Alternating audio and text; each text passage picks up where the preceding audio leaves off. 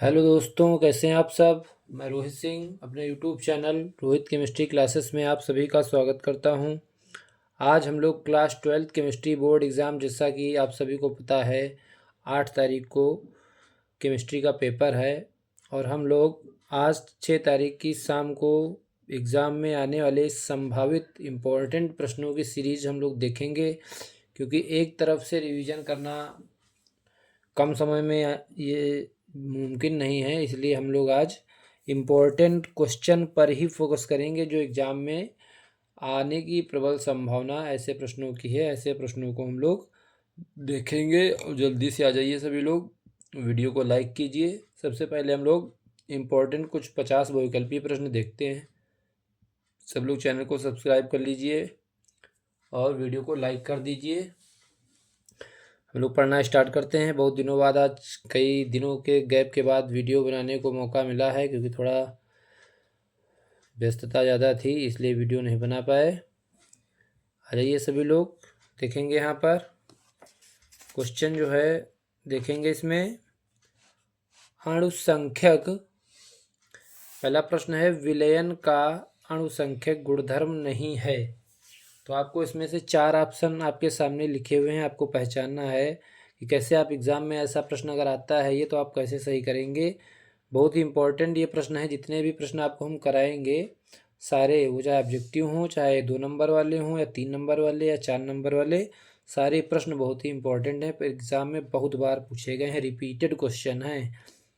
Question है, विलयन का अणुसंख्यक गुणधर्म नहीं है। तो इसमें से 4 ऑप्शन दे रखे हैं, आपको पहचानना है इसमें से कौन कौन से अणुसंख्यक गुणधर्म हैं और एक कोई ऐसा होगा जो अणुसंख्यक गुणधर्म नहीं है। तो देखिए, परासरण दाब आपने पढ़ा है। परासरण दाब अणुसंख्यक गुणधर्म होता है। हिमांक में अवनमन, ये भी आपका क्या है, अणुसंख्यक गुणधर्म है। वाष्प दाब में अवनमन, ये भी आपका अणुसंख्यक गुणधर्म है। जो पृष्ठ तनाव है, ये आपका जो गा ऑप्शन है यही इसका सही आंसर है, क्योंकि जो पृष्ठ तनाव है वो अणुसंख्यक गुणधर्म नहीं होता है। तो इसलिए ये ऑप्शन सही हो जाएगा इसमें, पृष्ठ तनाव। बाकी ये तीनों, परासरण दाब, हिमांक में अवनमन और वाष्प दाब अवनमन, ये तीनों क्या होते हैं, अणुसंख्यक गुणधर्म के अंतर्गत आते हैं। अगला क्वेश्चन है, प्रथम कोटि की अभिक्रिया के वेग स्थिरांक की इकाई है। तो आपको इसमें प्रथम कोटि की अभिक्रिया के वेग स्थिरांक यानी के, वेग स्थिरांक को हम लोग काहे से प्रदर्शित करते हैं, के से। और जो वेग स्थिरांक का मात्रक है प्रथम कोटि की अभिक्रिया का, वो क्या होगा। पहला ऑप्शन है सेकेंड इनवर्स, दूसरा ऑप्शन है लीटर सेकेंड इनवर्स, तीसरा ऑप्शन है मोल सेकेंड इनवर्स और चौथा ऑप्शन है litre mole inverse second inverse. तो प्रथम कोटि की अभिक्रिया के लिए जो वेग स्थिरांक होता है उसकी इकाई या मात्रक क्या होता है, सेकेंड इनवर्स। पहला ऑप्शन सही हो जाएगा, ठीक है। और अगर अभिक्रिया शून्य कोटि की होती, तो जो शून्य कोटि की अभिक्रिया होती तो उसके लिए इसका मात्रक क्या हो जाता, मोल लीटर इनवर्स और सेकेंड इनवर्स, ये हो जाता मात्रक। और अगर अभिक्रिया होती कैसी, सेकेंड की या द्वितीय कोटि की, तो उसका मात्रक हो जाता mole inverse litre second inverse, ठीक है, ये हो जाता। और अगर प्रथम कोटि की अभिक्रिया है तो उसका मात्रक या स्थिरांक, वेग स्थिरांक की इकाई क्या हो जाएगी, सेकेंड इनवर्स। अगले क्वेश्चन पर आते हैं। उपसा संयोजन यौगिक चैप्टर से है। देखिए, कॉपर और ब्रैकेट में कॉपर है जो कि केंद्रीय धातु है और लिगेंड कौन सा है, CN, साइनाइड लिगेंड है। और कितने हैं, CN4 हैं, 4 हैं। और ब्रैकेट के ऊपर आवेश है 3-। तो इसमें इस आयन में पूछा है कॉपर की समन्वय संख्या होगी। तो देखिए, जो समन्वय संख्या होती है, जो किसी की समन्वय संख्या जो होती है, इसी को उपसा संयोजन संख्या भी बोलते हैं।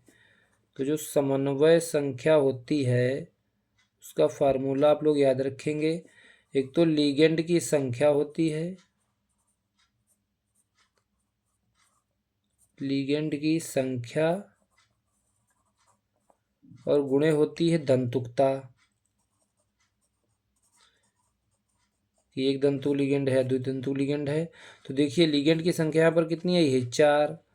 और दंतुकता कितनी है, क्योंकि जो साइनाइड लिगेंड है कैसा है, एक दंती लिगेंड है, तो 4 गुणे 1 4 हो जाएगी। तो यहाँ पर जो कॉपर की समन्वय संख्या होगी वो कितनी हो जाएगी? चौथा ऑप्शन सही हो जाएगा 4। कितनी होगी? 4।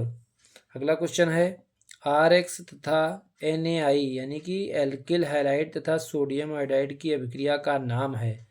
तो देखिए आपको ये 4 अभिक्रियाएं इसमें दे रखी हैं। ग्रिग्नार्ड अभिकर्मक रिएक्शन दे रखी है, फिल्केनस्टाइन अभिक्रिया दे रखी है और ऊर्जा अभिक्रिया दे रखी है, और चौथा ऑप्शन है ऊर्जा फिटिंग अभिक्रिया। तो एल्किल हैलाइड और सोडियम आयोडाइड की जो क्रिया है उस किसमें होती है? वो फिंकेलस्टाइन अभिक्रिया कहलाती है। सेकेंड ऑप्शन सही है, फिंकेलस्टाइन अभिक्रिया, जिसमें एल्किल हैलाइड की क्रिया सोडियम आयोडाइड के साथ होती है। अगला प्रश्न है RNH2 तथा HNO2 की अभिक्रिया से बनता है। तो जब RNH2 और HNO2 की अभिक्रिया होगी तो इसमें जो बनेगा वो बनेगा अल्कोहल। क्या बनेगा? अल्कोहल बनेगा इसमें। सेकेंड ऑप्शन सही हो जाएगा। और जब अल्कोहल बनेगा तो यहाँ से निकलेगा क्या? देख लीजिए, ये आपका ऐसे रिएक्शन चलेगी RNH2 और जो HNO2 है इसको ऐसे भी लिखा जा सकता है OH और ये क्या हो जाएगा? इधर NO हो जाएगा। क्या हो जाएगा? NO। तो OH देखो, OH इससे जुड़ जाएगा और ये N और ये N मिलकर नाइट्रोजन निकल जाएगी। यहाँ पर ऐसे बनेगा ये ROH प्लस N2 और प्लस H2O। तो यहाँ पर जो बनेगा अल्कोहल बनेगा। जब भी प्राथमिक एमीन और HNO2 की क्रिया होगी नाइट्रस अम्ल की तो बनेगा क्या? ROH, अल्कोहल बनेगा। ठीक है। अगला क्वेश्चन है Fe है। Fe यानी आयरन का प्रतीक होता है Fe, और के पूछ रहा है क्या है? तो S ब्लॉक का तत्व है, P ब्लॉक का तत्व है, D ब्लॉक का तत्व है और F ब्लॉक का तत्व है। जैसा कि आपको पता है आपके सिलेबस में D ब्लॉक और F ब्लॉक तत्व हैं, तो इसमें से S ब्लॉक तत्व और P ब्लॉक तत्व दोनों तो ऑप्शन ऊपर के ऐसे ही गायब हो जाएंगे। तो बच्चा D और F गा और घा ऑप्शन में तीसरे चौथे ऑप्शन में आपको पहचानना है। तो जो Fe है ये कैसा है? 3D श्रेणी का तत्व है। और कैसा तत्व है? D ब्लॉक का तत्व है। कैसा है? संक्रमण तत्व है। ठीक है। F क्या है? संक्रमण तत्व है, D ब्लॉक का तत्व है, इसलिए ऑप्शन सही हो जाएगा। द ऑप्शन सही हो जाएगा तीसरा। D ब्लॉक का तत्व है कौन? Fe। जल्दी से स्क्रीनशॉट लीजिएगा सभी लोग। सारे इंपॉर्टेंट क्वेश्चन हैं और इनको कायदे से आपको तैयार करके एग्जाम में जाना है। और अगला प्रश्न देखेंगे।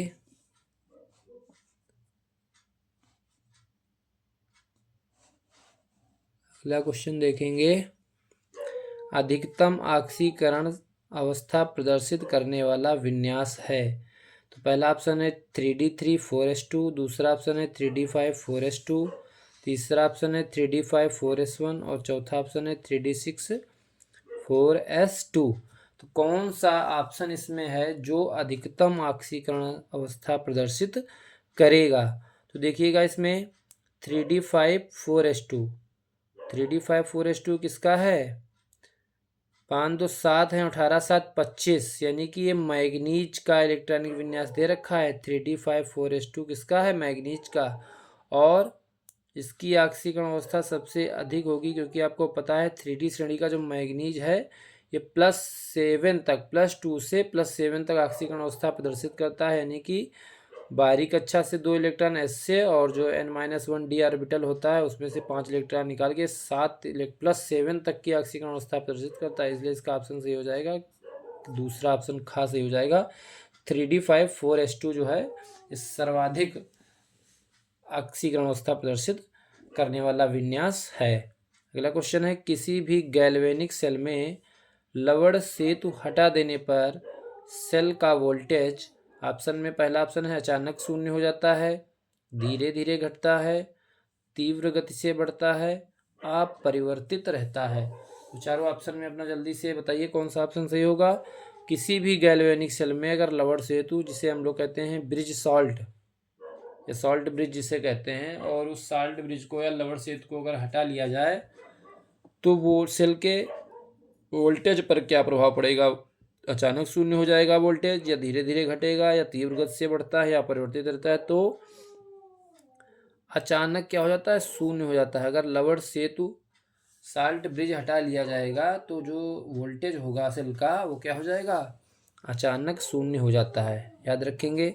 अगला बहुत ही इंपॉर्टेंट क्वेश्चन है, मानक हाइड्रोजन इलेक्ट्रोड का इलेक्ट्रोड विभव होता है। पहला ऑप्शन है 0.34 वोल्ट, दूसरा ऑप्शन है -0.76 वोल्ट, तीसरा ऑप्शन है 0.2 वोल्ट, और लास्ट ऑप्शन चौथा है 0.0 वोल्ट। तो आपको याद रखना है कि जो मानक हाइड्रोजन इलेक्ट्रोड होता है इसका इलेक्ट्रोड विभव कितना होता है? 0.0 वोल्ट। ठीक है, याद रखेंगे। बहुत ही इंपॉर्टेंट क्वेश्चन है, मानक हाइड्रोजन इलेक्ट्रोड का इलेक्ट्रोड विभव कितना होता है? 0.0 वोल्ट। अगला क्वेश्चन है, सूत्र दे रखा है k बराबर AE की पावर -EA अपॉन RT के लिए सत्य कथन है। पहला कथन क्या है? ऑप्शन के साम्य स्थिरांक है। जो इस सूत्र में क्या आया है वो साम्य स्थिरांक है क्या? आपको पहचानना है कि सही कथन कौन सा है।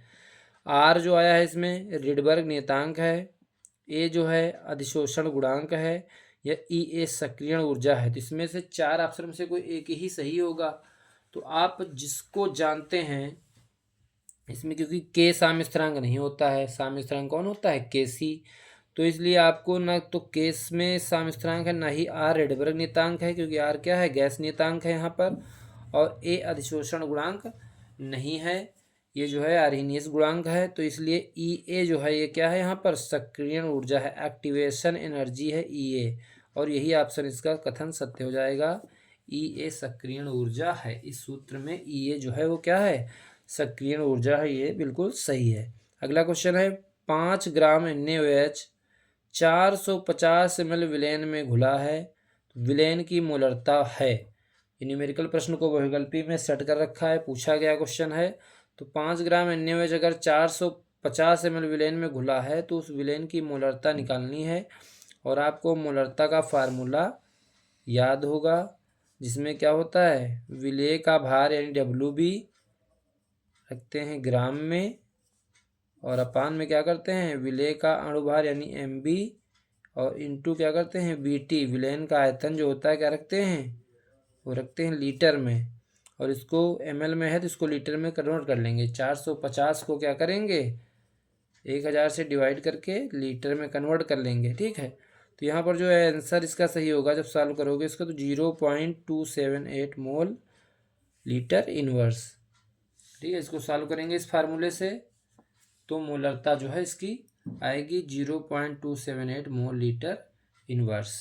जल्दी से स्क्रीनशॉट लीजिए सभी लोग। कई बार क्वेश्चन को पढ़ लीजिएगा, ये सारे क्वेश्चन इंपॉर्टेंट हैं। ये क्वेश्चन आएंगे या इन्हीं से मिलता जुलता क्वेश्चन चेंज होके आ सकता है आपके प्रश्नों एग्जाम में, इसलिए हमने सारे इंपॉर्टेंट प्रश्न सॉल्व इसमें शामिल किए हैं। और क्वेश्चन कोई रिपीट ना हो इसलिए हमने जो क्वेश्चन बार बार रिपीट हुए उनको छोड़ करके हमने नए क्वेश्चन जो भी पूछे गए हैं उनको हमने शामिल किया है इस महत्वपूर्ण प्रश्नों की सीरीज में।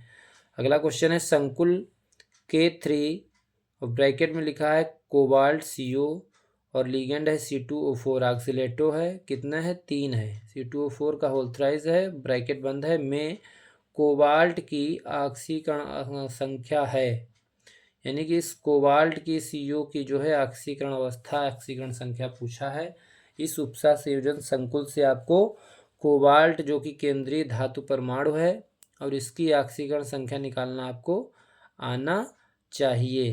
देखिए एक बार हम आपको बताए दे रहे हैं कि जिसकी भी ऑक्सीकरण संख्या निकालनी होती है उसको x मान लेते हैं। तो CO की कोबाल्ट की ऑक्सीकरण अवस्था निकालनी, इसलिए कोबाल्ट को हम x मान लेंगे। और पोटेशियम बाहर है तो पोटेशियम पर चार्ज कितना होता है? एक पोटेशियम पर कितना चार्ज होता है? +1, और 3 है तो 3 आगे हो जाएगा +1, और फिर +x कोबाल्ट की मान लिया। C2O4 जो है इस पर -2 चार्ज होता है। कितना चार्ज होता है? -2 है कितने? 3, तो 3 - 2, इसको कर देंगे बराबर 0। देखिए ये 3 हो जाएगा, ये +x और ये प्लस माइनस का 3 6 हो जाएगा 0, और ये हो जाएगा यहाँ से x - 3 0, x बराबर हो जाएगा 3। इसलिए कोबाल्ट की जो ऑक्सीकरण अवस्था आएगी ये कितनी आएगी, 3 आएगी। ऑप्शन तीसरा सही हो जाएगा, 3 ऑक्सीकरण अवस्था इसकी कोबाल्ट की आएगी। अगला प्रश्न है, ऐसा संक्रमण तत्व जिसमें परिवर्तनीय ऑक्सीकरण अवस्थाएं नहीं पाई जाती हैं। तो जो ऑप्शन आपके 4 सामने दे रखे हैं, पहला ऑप्शन है स्कैंडियम, दूसरा ऑप्शन है टाइटेनियम, तीसरा ऑप्शन है वेनेडियम और चौथा ऑप्शन है क्रोमियम। तो इन चारों ऑप्शन में से चारों ही संक्रमण तत्व हैं, लेकिन इसमें पूछा है कि कौन सा ऐसा संक्रमण तत्व है जिसमें परिवर्तनीय ऑक्सीकरण अवस्था नहीं पाई जाती है। तो परिवर्तनीय ऑक्सीकरण अवस्था प्रदर्शित करने वाला जो संक्रमण तत्व है वो कौन सा है, परिवर्तनीय ऑक्सीकरण अवस्था नहीं प्रदर्शित करता है। तो कौन नहीं करता है, स्कैंडियम। इसका पहला ही ऑप्शन सही हो जाएगा। स्कैंडियम जो है संक्रमण तत्व तो है, लेकिन ये परिवर्तनीय ऑक्सीकरण अवस्था प्रदर्शित नहीं करता है। अगला क्वेश्चन, यौगिक जिसमें क्षारीय प्राबल्य सबसे अधिक है। जो 4 ऑप्शन दे रखे हैं इसमें, नाइट्रोजन के, एमीन के जो ऑप्शन दे रखे हैं इसमें चारों ऑप्शन में से आपको पहचानना है कौन सा ऑप्शन, कौन सा विकल्प क्षारकीय प्रबल्य है सबसे ज़्यादा। तो देखिए ये जो ऑप्शन आपका है यहाँ पर, ये तो CH3NH2 प्राथमिक एमीन का है और ये आपका तृतीयक एमीन का एग्जाम्पल है। चौथा ऑप्शन है अमोनिया और पहला ऑप्शन है CH3 का होल ट्वाइस NH जो आपकी द्वितीयक एमीन है, सेकेंडरी एमीन। यही क्या है, सबसे अधिक क्षारकीय प्राबल्य होती है, इसलिए ये ऑप्शन सही हो जाएगा CH3 का होल ट्वाइस NH। अगला प्रश्न है, यौगिक जो डाइसैकेराइड नहीं है। क्वेश्चन को ध्यान से सुनिएगा, यौगिक जो डाइसैकेराइड नहीं है। तो इसमें डाइसैकेराइड जो है उनको हम पहचान लें पहले कौन कौन से हैं। एक तो हमारा सुक्रोज डाइसैकेराइड है, ये लैक्टोज डाइसैकेराइड है, माल्टोज भी डाइसैकेराइड में आता है। तो बचा सेलुलोज, और ये जो सेलुलोज है ये डाइसैकेराइड नहीं होता है, कैसा होता है, पॉलीसैकेराइड होता है। यही पूछ रहा है कि डाइसैकेराइड नहीं है, तो सेलुलोज जो होता है वो डाइसैकेराइड नहीं होता है। बाकी सुक्रोज, लैक्टोज और माल्टोज ये दोनों जो हैं कैसे हैं, डाइसैकेराइड हैं तीनों, सुक्रोज, लैक्टोज और माल्टोज। अगला क्वेश्चन है, निम्नलिखित में से कौन से यौगिक की पहचान टालेन अभिकर्मक से होती है। बहुत ही महत्वपूर्ण प्रश्न है बहुविकल्पीय कि जो 4 ऑप्शन दे रखे हैं, अल्कोहल की पहचान होती है कि एल्डिहाइड की, कि कीटोन की, या फिर कार्बोक्सिलिक अम्ल की। किससे, टॉलेन अभिकर्मक से किसकी पहचान की जाती है। तो टॉलेन अभिकर्मक से किसकी पहचान की जाती है, एल्डिहाइड की। टॉलेन अभिकर्मक से जो परीक्षण किया जाता है उसमें किसके निर्धारण के लिए, एल्डिहाइड का पता लगाने के लिए टॉलेन रिएजेंट का परीक्षण किया जाता है। तो इसमें ऑप्शन सही हो जाएगा दूसरा, एल्डिहाइड। जल्दी से स्क्रीनशॉट लीजिए सभी लोग। देखेंगे अगले क्वेश्चन,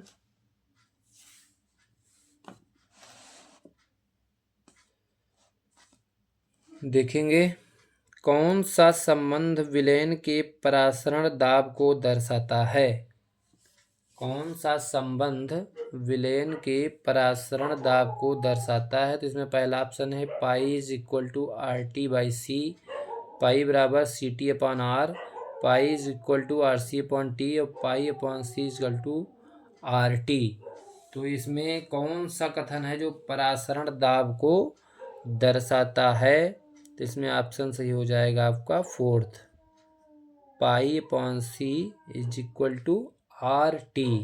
ठीक है, pi C is equal to RT, ये कथन जो है सत्य हो जाएगा परासरण दाब को परिभाषित करने के लिए। अगला क्वेश्चन है, निम्नलिखित में से किसका परासरण दाब सर्वाधिक होगा।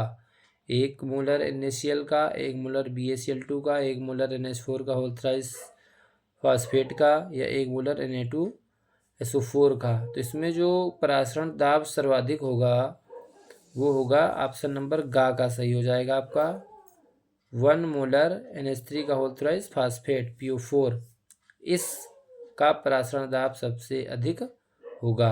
अगला क्वेश्चन है, हिमांक का अवनमन सीधा समानुपात दर्शाता है। हिमांक में जो कमी होती है, गिरावट होती है, हिमांक में जो अवनमन होता है वो सीधा समानुपात किससे दर्शाता है, विलयन का मोलन से, या विलयन की मोलरता से, या विलयन की मोललता से, या फिर विलायक की मोललता से। तो जो हिमांक का अवनमन है ये विलयन की मोललता से संबंध दर्शाता है। ऑप्शन गा, तीसरा ऑप्शन सही हो जाएगा। हिमांक का अवनमन जो होता है वो विलयन की मोललता से समानुपात दर्शाता है। अगला प्रश्न है, निम्नलिखित में से किसका परासरण दाब सबसे कम होता है? निम्नलिखित में से किसका परासरण दाब सबसे कम होता है? पोटेशियम क्लोराइड विलयन का या स्वर्ण विलयन का? तीसरा ऑप्शन है मैग्नीशियम क्लोराइड विलयन का। चौथा ऑप्शन है एल्यूमिनियम फास्फेट विलयन का। तो सबसे कम जो परासरण दाब होता है वो होता है स्वर्ण विलयन का। ऑप्शन सेकंड सही हो जाएगा। स्वर्ण विलयन का परासरण दाब सबसे कम होता है। अगला प्रश्न है, निम्नलिखित में से किसके जलीय विलयन का क्वथनांक सर्वाधिक होगा? किसके जलीय विलयन का क्वथनांक सर्वाधिक होगा? तो पहला ऑप्शन है 1% ग्लूकोज, 1% NaCl, 1% CaCl2 और 1% सुक्रोज। इसमें किसके जलीय विलयन का क्वथनांक सबसे अधिक होगा? तो इसमें ऑप्शन सही हो जाएगा 1 ग्राम CaCl2 का ऑप्शन सही हो जाएगा। जल्दी से स्क्रीनशॉट लीजिए सभी लोग। अगले क्वेश्चन पर आते हैं।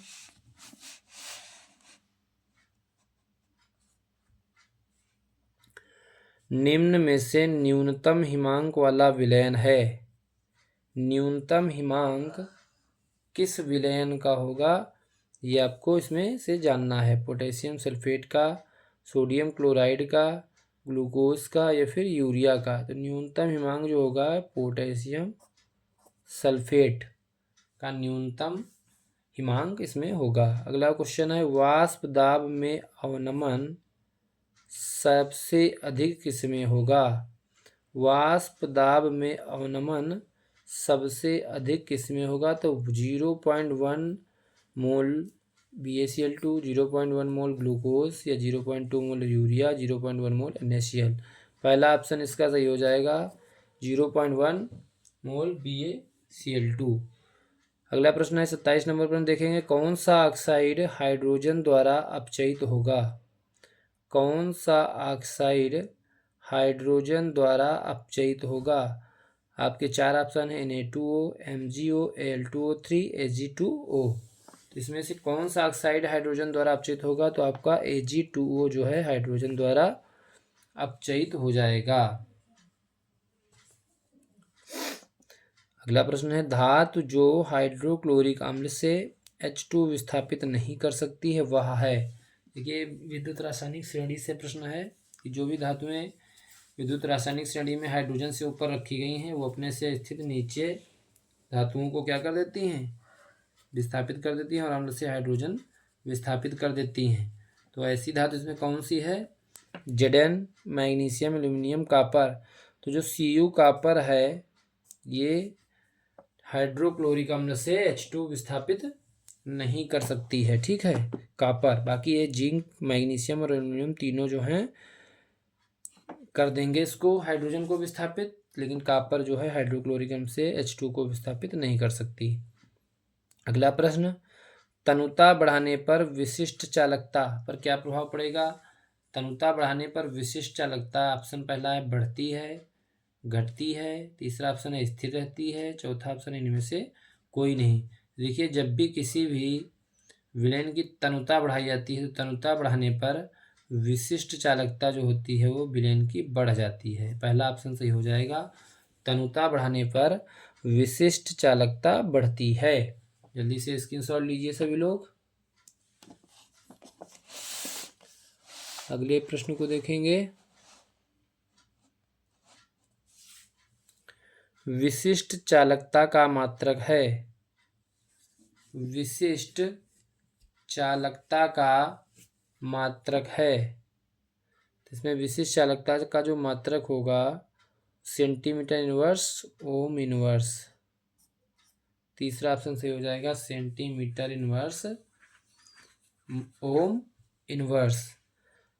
अगला प्रश्न है, वेग स्थिरांक ताप बढ़ाने पर बढ़ेगा, घटेगा, अपरिवर्तित रहेगा या इनमें से कोई नहीं? वेग स्थिरांक ताप बढ़ाने पर बढ़ेगा, घटेगा, अपरिवर्तित रहेगा, इनमें से कोई नहीं। देखिए वेग स्थिरांक जो होता है, देखेंगे अगला प्रश्न है, वेग स्थिरांक ताप बढ़ाने पर क्या प्रभाव पड़ेगा। अगर वेग स्थिरांक ताप बढ़ाएं तो वेग स्थिरांक पर क्या प्रभाव पड़ेगा। पहला ऑप्शन है बढ़ेगा, घटेगा, तीसरा ऑप्शन है अपरिवर्तित रहेगा, इनमें से कोई नहीं।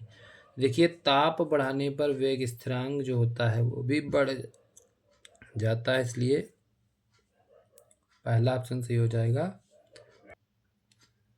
अगला प्रश्न देखेंगे, किस कोटि की अभिक्रिया के लिए वेग तथा वेग स्थिरांक की इकाई समान होती हैं। किस कोटि की अभिक्रिया के लिए वेग तथा वेग स्थिरांक की इकाई समान होती हैं। तो ऑप्शन है पहला शून्य कोटि अभिक्रिया, प्रथम कोटि, द्वितीय कोटि और तृतीय कोटि। तो देखिए शून्य कोटि की अभिक्रिया के लिए वेग और वेग स्थिरांक के दोनों के मान या मात्रक क्या होते हैं, समान होते हैं। क्योंकि वेग स्थिरांक वेग के लिए भी जो मात्रक रहेगा वही वेग स्थिरांक के लिए भी मात्रक रहता है। कौन सा, mole litre inverse second inverse, वही इसका भी रहेगा, mole litre inverse second inverse. ठीक है, तो दोनों वेग और वेग स्थिरांक दोनों के मात्रक क्या होते हैं, इकाई समान होती हैं। किसके लिए, शून्य कोटि की अभिक्रिया के लिए। अगला प्रश्न है, प्रथम कोटि की अभिक्रिया के लिए वेग स्थिरांक की इकाई है, तो सभी को पता है कौन सी इकाई होती है, सेकेंड इनवर्स। तीसरा ऑप्शन सही हो जाएगा। अगला प्रश्न है, प्रतिचुंबकीय आयन है Cu2+, Fe2+, Ni2+ और Zn2+। तो देखिए जिंक 2+ जो है इसमें वो प्रतिचुंबकीय है। क्यों, क्योंकि जो प्रतिचुंबकीय होता है आयन उसमें क्या होते हैं, N-1 डी उपकोष जो होता है उसमें सारे इलेक्ट्रॉन क्या होते हैं, युग्मित तो होते हैं, जोड़े में होते हैं। तो प्रतिचुंबकीय आयन कौन सा है, Zn। कौन सा होगा, Zn2+। अगला क्वेश्चन देखेंगे,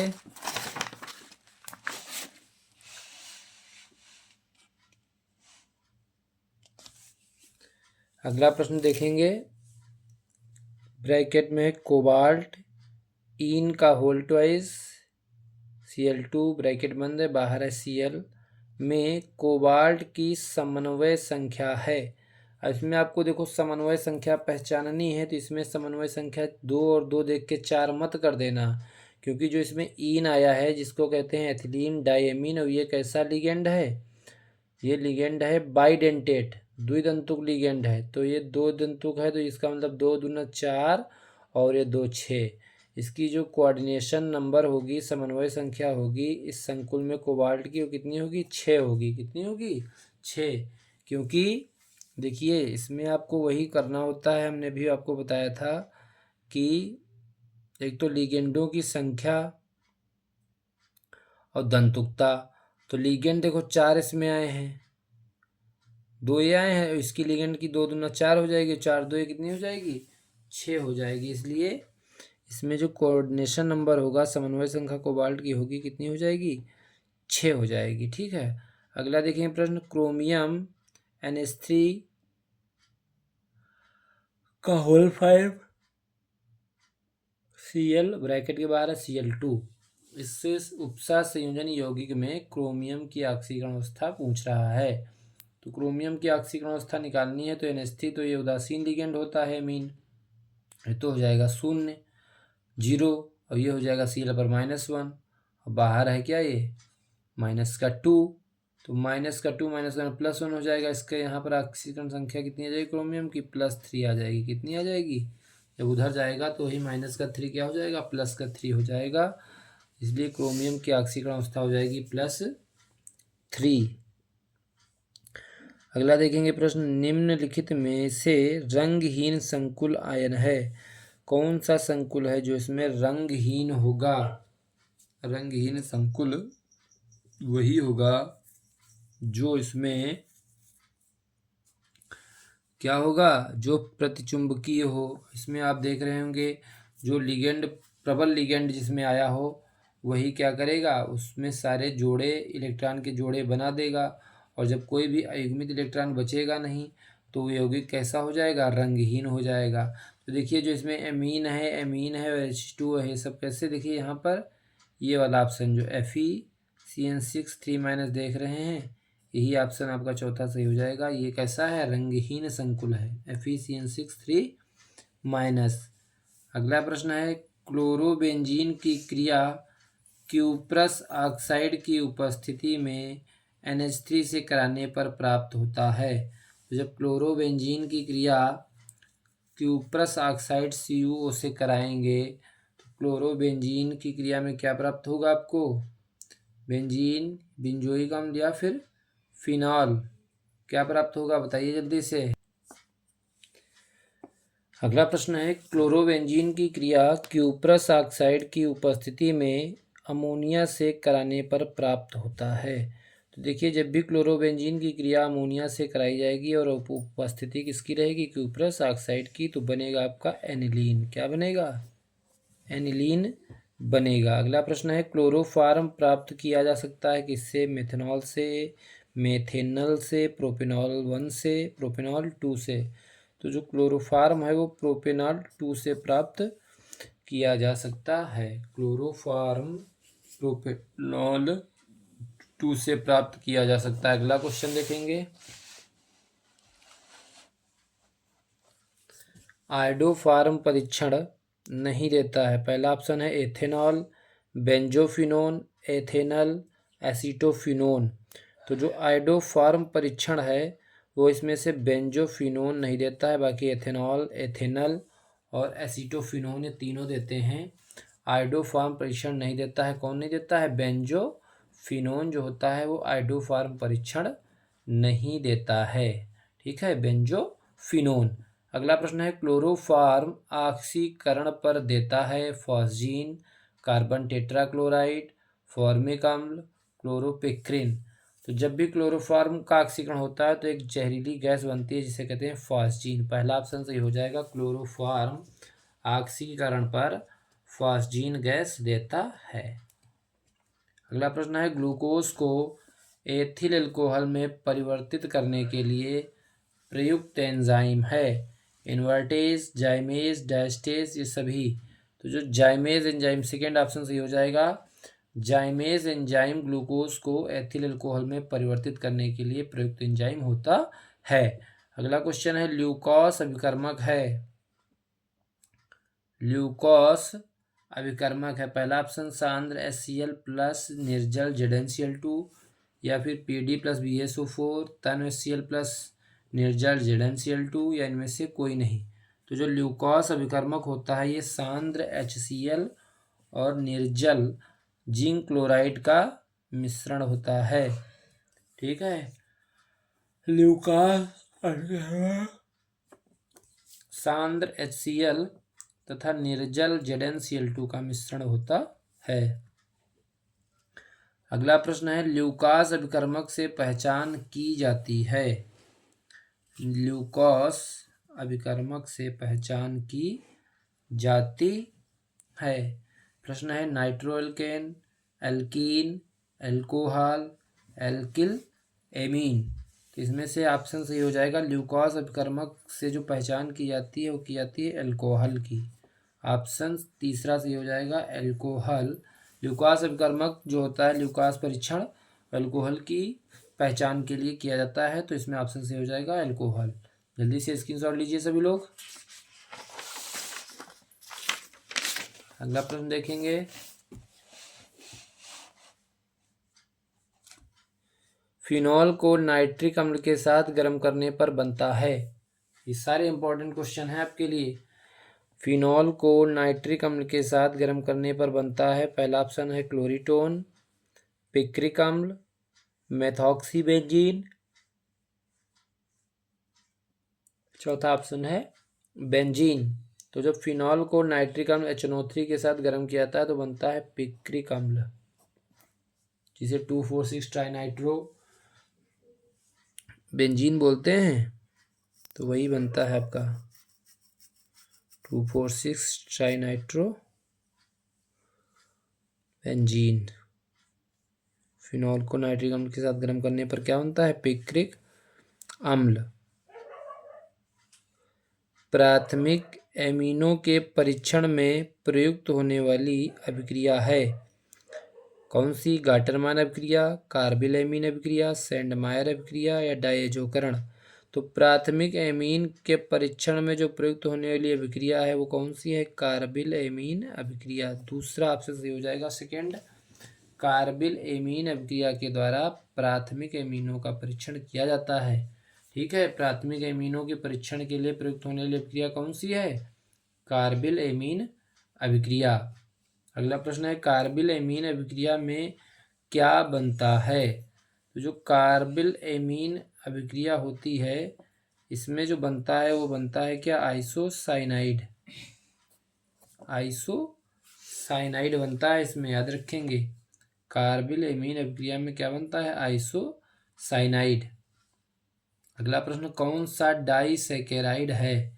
देखिए, ग्लूकोज जो है मोनोसैकेराइड है, फ्रक्टोज भी मोनोसैकेराइड है और जाइलोज भी मोनोसैकेराइड है। तो इसमें जो ऑप्शन तीसरा है सुक्रोज, यही है डाइसैकेराइड। क्या है? डाइसैकेराइड। ऑप्शन सी सही हो जाएगा, सुक्रोज। अगला प्रश्न है, सबसे मीठी शर्करा है? पहला ऑप्शन है ग्लूकोज, माल्टोज, फ्रक्टोज और सुक्रोज।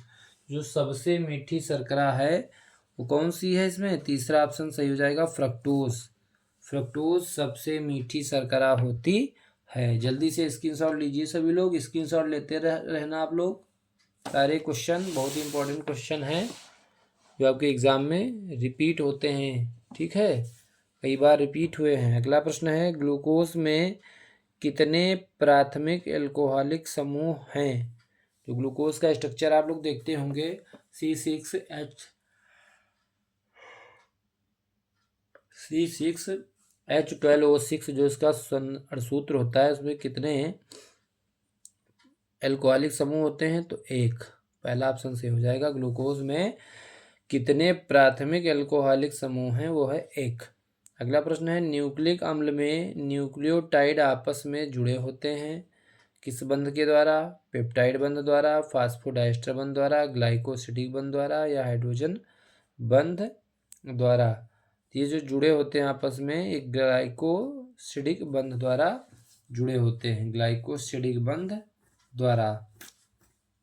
अगला प्रश्न है, यौगिक जो डाइसैकेराइड नहीं है, इसमें से ऑप्शन पहचानना है कौन सा डाइसैकेराइड नहीं है। तो सुक्रोज डाइसैकेराइड है, लैक्टोज डाइसैकेराइड है और आपका माल्टोज डाइसैकेराइड है। जो सेलुलोज है यही डाइसैकेराइड नहीं है, ये क्या है? पॉलीसैकेराइड है। अगला प्रश्न है, दूध में उपस्थित शर्करा है? ऑप्शन है ग्लूकोज, सुक्रोज, लैक्टोज और माल्टोज। तो आप सभी को पता होगा दूध में उपस्थित शर्करा कौन सी होती है? लैक्टोज। ऑप्शन तीसरा सही हो जाएगा। अगला प्रश्न है, एंजाइम होते हैं तेल, वसाम्ल, प्रोटीन या फिर खनिज। तो जो एंजाइम होते हैं क्या होते हैं? प्रोटीन होते हैं। एंजाइम क्या होते हैं? प्रोटीन। तीसरा ऑप्शन सही हो जाएगा, एंजाइम क्या होते हैं? प्रोटीन होते हैं। जल्दी से स्क्रीनशॉट लीजिए सभी लोग। अब देखिए, हम लोग जो प्रश्न देखने वाले हैं, अब बहुविकल्पी प्रश्न हम लोगों के समाप्त हो गए हैं। अब ये आपके सामने बहुत ही इंपॉर्टेंट क्वेश्चन है। इसमें 20% ग्लूकोज जलीय विलयन की मोललता ज्ञात करें। इसमें आपको मोललता पूछी गई है और 20% जो ग्लूकोज जलीय विलयन है इसकी मोललता आपको ज्ञात करनी है। तो देखिए, इसमें जितना परसेंट दे रखा है 20%, उसको हम मान लेंगे विलय की मात्रा, यानी कि विलय का भार। और विलय को हम लोग बी से दिखाते हैं, विलायक को ए से और विलयन को टी से। ठीक है, और आयतन को वी से। तो ये आप ध्यान रखेंगे, यहाँ पर जो डब्ल्यू बी है ये विलय का भार है कितना? 20 ग्राम। और जब परसेंट में दे रखा है, इसका मतलब जो बचा परसेंट होगा 100% में 80% वो क्या होगा? जल का भार होगा विलायक का, जिसमें ग्लूकोज घोला गया है। तो डब्ल्यू ए जो विलायक है कितना? 80 ग्राम है। ठीक है, इस 80 ग्राम को किलोग्राम में बदल लेंगे, क्योंकि मोललता में जो द्रव्यमान रखा जाता है विलायक का वो किलोग्राम में रखा जाता है। तो 80/1000 कर देंगे, किलोग्राम में कन्वर्ट कर लेंगे। और MB यानी कि विलय का अणुभार, विलय है कौन? Glucose, C6H12O6। इसका अणुभार भी कितना आ जाएगा ग्लूकोज का? आप लोग याद रखेंगे, चाहे इस सूत्र से निकाल लें या फिर इसको याद रखें, ग्लूकोज का अणुभार होता है 180। फार्मूला लगा देंगे, मोललता बराबर क्या होता है, विलेय का भार WB इंटू 1000 अपान MB इंटू 80। 80 क्या दे रखा है यहाँ पर, विलायक का जो है ये भार है। और अगर इसको यहाँ पर 1000 ना रखें तो फिर आप 80/1000 जब रखेंगे तो 1000 ऊपर चला जाएगा। ठीक है, इसको सॉल्व कर लेंगे तो 1.3 मोल प्रति किलोग्राम आएगी इस विलेन की मोललता। ठीक है, अगला प्रश्न है, संक्रमण धातुओं के आयन रंगीन व अनुचुंबकीय होते हैं, Fe3+ का चुंबकीय आघूर्ण मान होगा। देखिए, संक्रमण धातुओं के आयन रंगीन इसलिए होते हैं क्योंकि इनके जो अंतिम डी कक्षक होते हैं उनमें अयुग्मित इलेक्ट्रॉन उपस्थित होते हैं, और जिसके कारण ये यौगिक जो होते हैं रंगीन होते हैं और अनुचुंबकीय भी होते हैं। क्यों? क्योंकि अयुग्मित इलेक्ट्रॉन इनके अंतिम डी कक्षकों में उपस्थित होते हैं। जैसे एग्जाम्पल के तौर पर अगर हम लोग आयरन को देखें तो आयरन Fe3+ इसमें एग्जाम्पल में दे रखा है कि Fe3+ का चुंबकीय आघूर्ण निकालना है, तो आयरन का सबसे पहले तो हम इलेक्ट्रॉनिक विन्यास कर लें। आयरन का परमाणु क्रमांक होता है 26। जब इसका इलेक्ट्रॉनिक विन्यास करेंगे तो 18 इलेक्ट्रॉन इसके आक्रिय गैस में समावेशित हो जाएंगे, बचेंगे कितने, 8 इलेक्ट्रॉन। तो 3d6 4s2 हो जाएगा इसका इलेक्ट्रॉनिक विन्यास। और Fe3+ का चुंबकीय आघूर्ण पूछा है, तो जब Fe3+ होगा तो 4s2 से 2 इलेक्ट्रॉन जाएंगे और 3d6 से 1 इलेक्ट्रॉन जाएगा, तो 3d5 बचेगा, 4s 0 हो जाएगा। और 3d5 जो होगा तो डी कक्षक में 5 उपकोष होते हैं, 1 2 3 4 5, और पाँचों में एक एक इलेक्ट्रॉन भर जाएंगे। इस तरह से पाँचों इलेक्ट्रॉन कैसे हैं, सिंगल हैं, अयुग्मित हैं। और हम चुंबकीय आघूर्ण निकालेंगे तो चुंबकीय आघूर्ण का फार्मूला क्या होता है, याद रखेंगे। चुंबकीय आघूर्ण को म्यू से प्रदर्शित करते हैं। म्यू बराबर क्या होता है फार्मूला, √n+2, जहाँ पर n क्या है, अयुग्मित इलेक्ट्रॉनों की संख्या है। कितने अयुग्मित इलेक्ट्रॉन है Fe3+ में है, 5 रख देंगे तो 5 + 2 7 हो जाएगा, और 7 की 5 से मल्टीप्लाई करेंगे 35 आएगा। रूट निकाल लेंगे इसका 35 का वर्गमूल तो आ जाएगा 5.89 बोर मैग्नेटॉन Bm। ठीक है, बोर मैग्नेटॉन। इस तरह से चुंबकीय आघूर्ण हम निकाल लेंगे √n+2 फार्मूले से। ठीक है, जल्दी से स्क्रीनशॉट लीजिए सभी लोग। अगला प्रश्न देखेंगे, बंधन समावयवता की परिभाषा उदाहरण सहित समझाइए। प्रश्न आपसे पूछा गया है, बंधन समावयवता की परिभाषा उदाहरण सहित समझाइए। देखिए, वह समावयवता जिसमें जटिल यौगिकों के अणुसूत्र समान होते हैं किंतु उभयदंती लिगेंड्स का धातु के साथ भिन्न भिन्न बंध दर्शाते हैं। एग्जाम्पल के तौर पर आपको देखो दे रखा है, इसमें क्रोमियम NH3 NO2 ब्रैकेट बंध Br2 है, और फिर इसी में क्या हुआ, यहाँ पर ये नाइट्रो ग्रुप है और इसी नाइट्रो ग्रुप को ONO ग्रुप बस बदल दिया गया है, बाकी सेम वैसा ही Br2 बाहर इसमें भी था उसमें भी था, केवल NO2 की जो है स्थिति बंध की चेंज हुई है केंद्रीय धातु के साथ में। और ऐसी जो समावयवता होती है उसको बंधन समावयवता कहते हैं, क्योंकि इसमें जटिल यौगिकों के अणुसूत्र तो समान होते हैं लेकिन जो उभयदंती लिगेंड इसमें जो आया है NO2 नाइट्रो, बस इसकी स्थिति जो होती है केंद्रीय धातु के साथ भिन्न भिन्न होती है। अगला क्वेश्चन है, 3.42 ग्राम सुक्रोज को 100 ग्राम जल में मिलाया गया, विलयन का क्वथनांक या विलयन का उन्नयन क्वथनांक क्या है, ज्ञात करें। देखिए WB दे रखा है और 3.42 ग्राम, और WA क्या है, 100 ग्राम है, और इसमें KB का मान दे रखा है, और विलयन का उन्नयन या विलयन में कितना क्वथनांक में उन्नयन हुआ वो पूछ रहा है, यानी ΔTB। आप फार्मूला लगा देंगे यहाँ से, ΔTB बराबर KB × 1000 × WB, और अपान में रख देंगे MB × WA। यहाँ से जो है निकाल लेंगे इस मान को,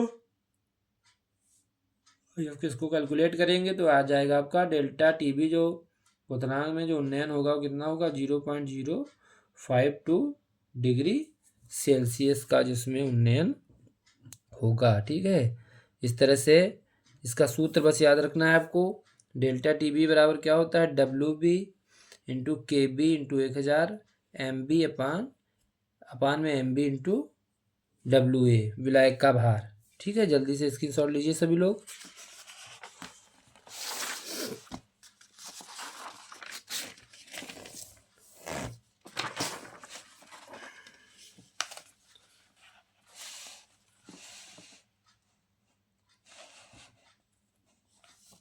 अगला प्रश्न देखेंगे, निम्न सेल का विद्युत वाहक बल EMF ज्ञात करें। और इसमें आपके दे रखा है, सेल दे रखी है Mg। अब Mg2+ में इसका ऑक्सीकरण हो रहा है और इसकी जो सांद्रता है 0.1 मोल है। और यहाँ पर Ag+ से Ag में इसका अपचयन हो रहा है और इसकी सांद्रता दे रखी है 0.01 मोल।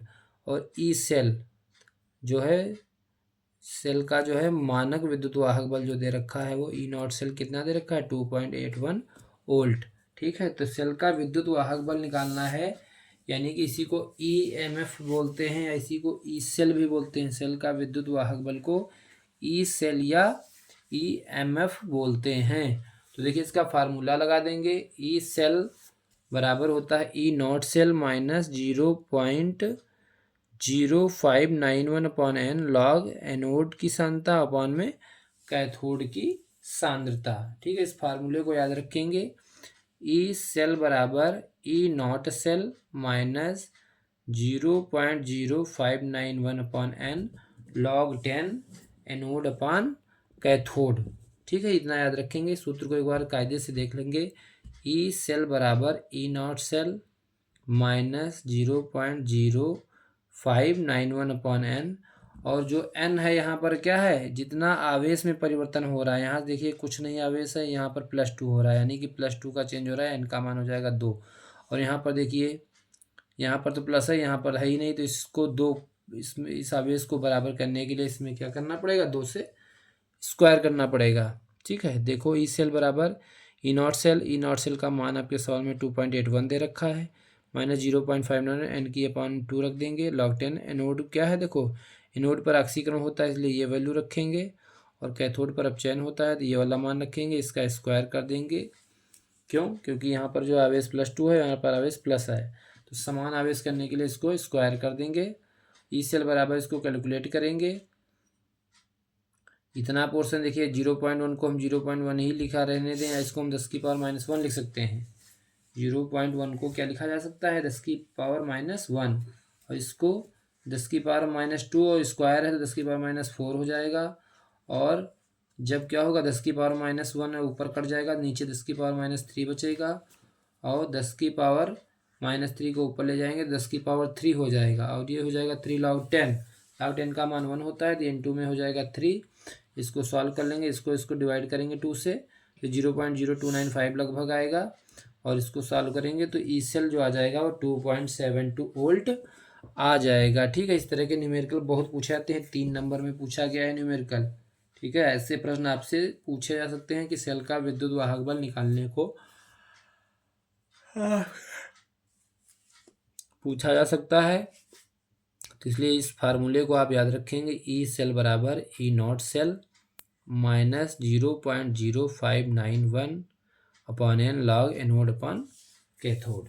ठीक है, अगला प्रश्न क्या पूछा गया है, कोटि व आणविकता की परिभाषा उदाहरण सहित लिखो। तो देखिए, जो कोटि होती है, किसी अभिक्रिया के लिए वेग समीकरण में अभिकारकों की सांद्रताओं की घातों का योग अभिक्रिया की कोटि कहलाती है।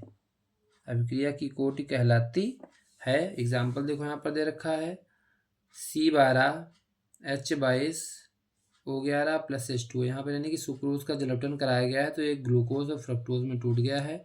और यहाँ पर जो वेग समीकरण बनी है वो R बराबर K, और किसकी सांद्रता पर निर्भर कर रही है, केवल सुक्रोज की, यानी कि अभिक्रिया कैसी है, प्रथम कोटि की अभिक्रिया कैसी है, प्रथम कोटि की।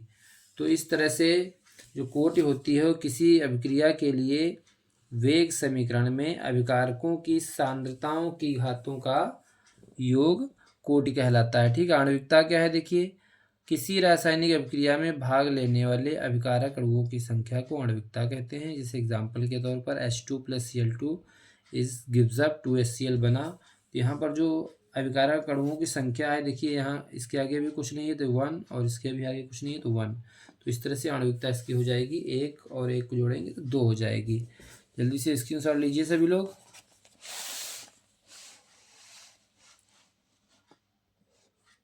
अगला प्रश्न देखेंगे, LaOH3 की क्षारीय शक्ति LuOH का होल 3 से अधिक होती है, क्यों। देखिए जो La का मतलब यहाँ पर लैंथेनम है और Lu का मतलब यहाँ पर लुटेशियम है। तो यहाँ पर LaOH3 की क्षारीय शक्ति इसलिए ज़्यादा होती है क्योंकि जो लैंथेनम है इसका आकार बड़ा होता है और यह आसानी से क्या करता है, OH माइनस आयन त्याग देता है, जबकि लैंथेनाइड संकुचन के कारण Lu का आकार जो होता है छोटा होता है और जिसके कारण यह आसानी से OH माइनस आयन त्याग नहीं पाता है, इसलिए इसकी क्षारीय प्रकृति कम होती है और लैंथेनम OH3 की क्षारीय शक्ति अधिक होती है। अगला प्रश्न आपसे पूछा गया है Fe2+ अपचायक है। देखिए Fe2+ का जब हमें इसका ऑक्सीकरण अवस्था इसकी इलेक्ट्रॉनिक विन्यास करेंगे तो आएगा 3d6 4s0। ठीक है, और यहाँ पर आप देख रहे होंगे कि जब इसका इलेक्ट्रॉनिक विन्यास करेंगे तो 3d6 4s0 आएगा। और डी स्थाई तभी होता है डी विन्यास जब डी में या तो 0 इलेक्ट्रॉन हो या फिर 5 इलेक्ट्रॉन हो या फिर पूरा भरा हो 10 इलेक्ट्रॉन हो। इसीलिए Fe2+ क्या करता है, अपने इलेक्ट्रॉनिक विन्यास या अपनी संरचना को स्थायी बनाने के लिए एक इलेक्ट्रॉन का त्याग कर देता है। और जैसे एक इलेक्ट्रॉन त्याग करेगा तो डी में कितने इलेक्ट्रॉन बचेंगे, 5, वही 3d5 4s0 बचेगा।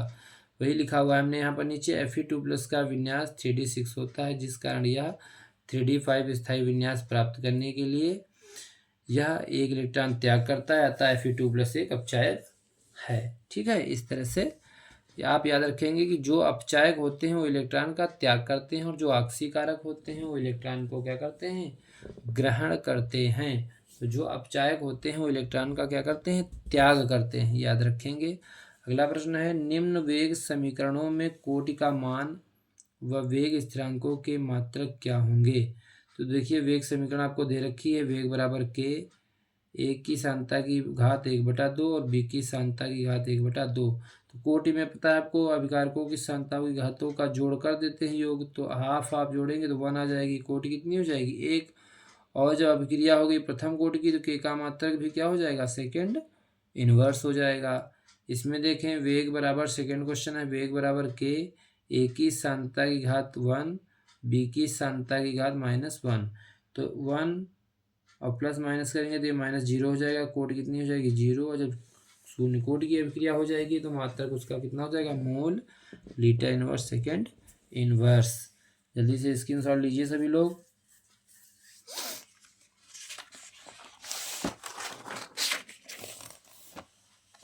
स्क्रीनशॉट लीजिएगा सभी लोग जल्दी से।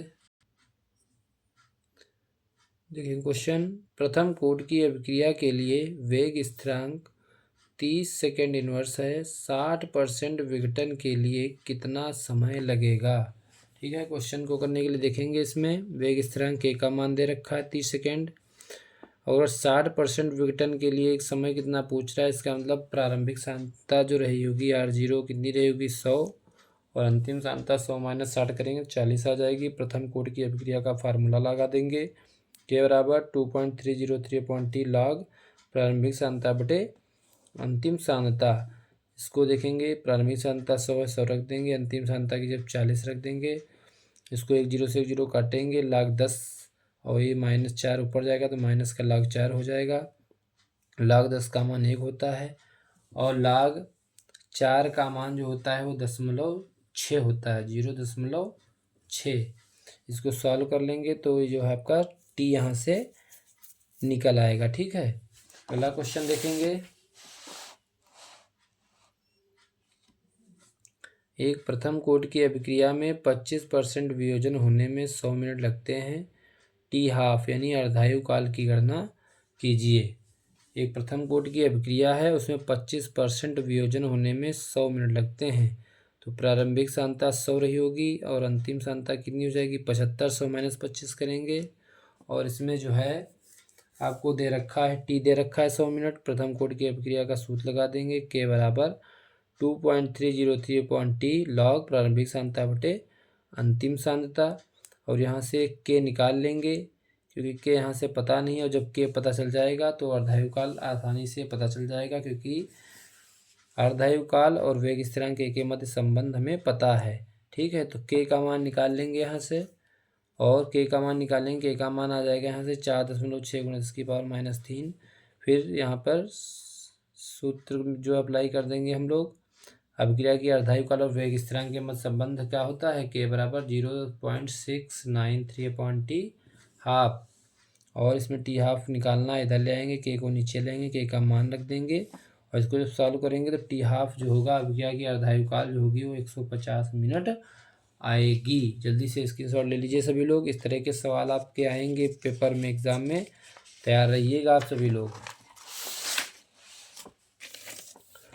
अगला प्रश्न देखेंगे।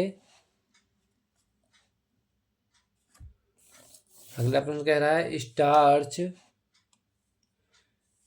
स्टार्च व सुक्रोज की एकलक इकाइयों के नाम लिखें। यानी कि इसकी जो मोनोमर यूनिट होती हैं, एक इकाई एकलक होती है जिससे मिलकर बने होते हैं। तो स्टार्च की जो एकलक इकाई होती है वो अल्फा ग्लूकोज होती है, और सुक्रोज की जो एकलक इकाई होती है वो अल्फा ग्लूकोज और बीटा फ्रक्टोज होती है।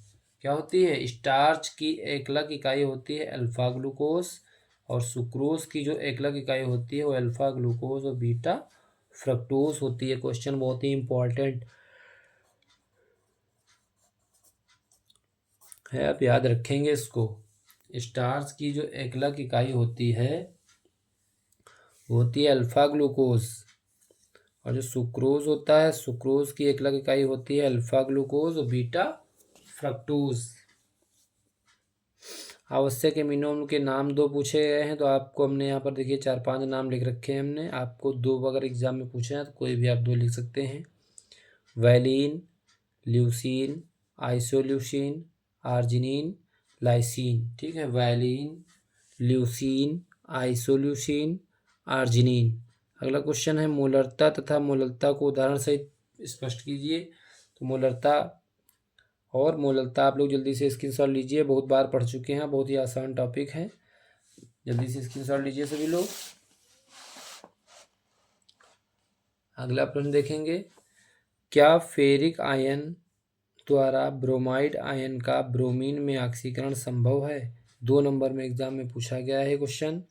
और E0 Fe3+ का जो है चयन हो रहा है Fe2+ में, और इसका ये मान दे रखा है यहाँ पर Br2 Br-1.09 वोल्ट दे रखा है। देखिए फेरिक आयन द्वारा ब्रोमाइड आयन का ऑक्सीकरण संभव नहीं है, क्योंकि Fe3+ का जो आयन उसको ऑक्सीकरण करेगा उसी का जो V वोल्ट में जो मान है वो कम दे रखा है, और जब मान कम दे रखा होगा तो वो जो है ऑक्सीकरण नहीं कर पाएगा, क्योंकि वो क्या हो जाए, वो खुद में स्वयं में क्या है, एक अपचायक है। ठीक है, फेरिक आयन द्वारा ब्रोमाइड आयन का ब्रोमीन में ऑक्सीकरण संभव नहीं है, क्योंकि Fe3+ के लिए V का मान कम है, अतः यह क्या है, अपचायक है, तो ये ऑक्सीकरण संभव नहीं कर पाएगा। अगला प्रश्न है किसी अभिक्रिया के वेग स्थिरांक को समझाइए। 2 नंबर में पूछा गया है प्रश्न। तो किसी भी अभिक्रिया का वेग स्थिरांक अगर समझाना है तो मान लेते हैं अभिक्रिया है Rp, और यहाँ पर वेग अनुग्रहणपाती हो जाएगा R के। जब अनुग्रहणपाती चिन्ह रहेगा तो K आ जाएगा, यही K क्या है, वेग स्थिरांक। तो जो जहाँ पर वेग स्थिरांक है K, और जो वेग समीकरण, इस समीकरण को क्या बोलते हैं, वेग समीकरण। जो वेग समीकरण में अभिकारक की सांद्रता व वेग के मध्य संबंध प्रदर्शित करता है। ठीक है, अगला प्रश्न देखिएगा। सीरियम परमाणु क्रमांक 58 की +3 व +4 ऑक्सीकरण अवस्थाएं अधिक स्थायी क्यों होती हैं? तो सीरियम का परमाणु क्रमांक 58 होता है। इसका जब भी इलेक्ट्रॉनिक विन्यास करेंगे तो जेनान 54 इलेक्ट्रॉन इसमें शिफ्ट हो जाएंगे, और इसमें जो आएगा 4f 5d और 6s जो इलेक्ट्रॉन होंगे 6s2 पूरा भरा होगा, डी में 1 इलेक्ट्रॉन होगा और एफ में 1 इलेक्ट्रॉन होगा। इस तरह से चारों इलेक्ट्रॉन भर जाएंगे, 58 हो जाएंगे। 4f में 1, 5f में, डी में 1 और 6s2 में। ठीक है, और इस तरह से देखेंगे जब C+4 आएगा तो इसमें से 2 इलेक्ट्रॉन इसके, 1 डी का और 1 एफ का, सारे इलेक्ट्रॉन निकल जाएंगे, तो एफ भी 0 हो जाएगा, और F0 जो होता है वो अधिक स्थायी अवस्था को प्रदर्शित करता है। अतः C+4 जो होगा वो C+3 की अपेक्षा अधिक स्थायी इलेक्ट्रॉनिक विन्यास दिखाएगा। ठीक है, स्क्रीनशॉट ले लीजिएगा समय समय से आप लोग। जल्दी रिवीजन करते हैं, काफ़ी समय हो गया है।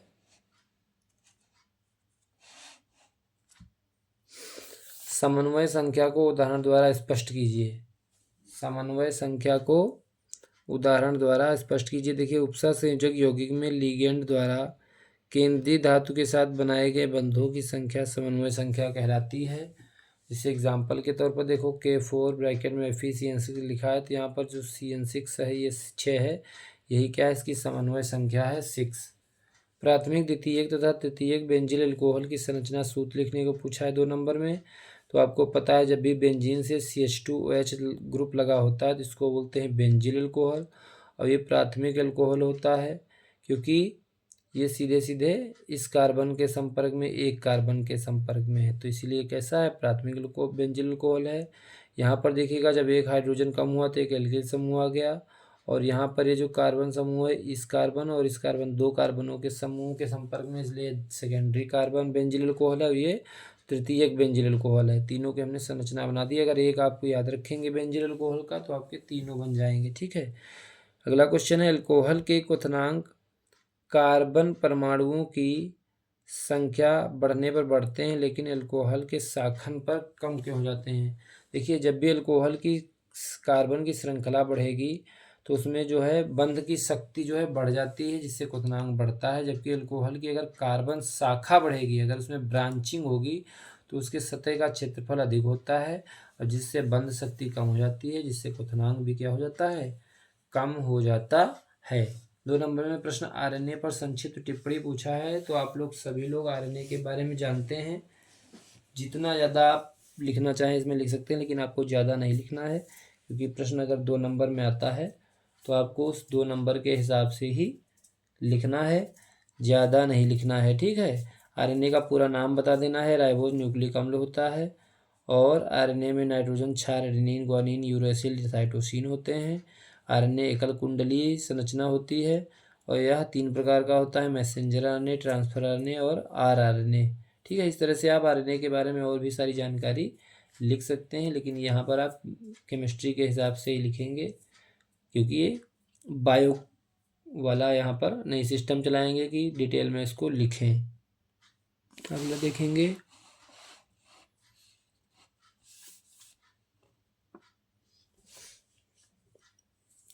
हेलोएरीन में इलेक्ट्रॉन रागी प्रतिस्थापन अभिक्रिया की क्रियाविधि उदाहरण की सहायता से समझाइए। 3 नंबर में प्रश्न पूछा गया है।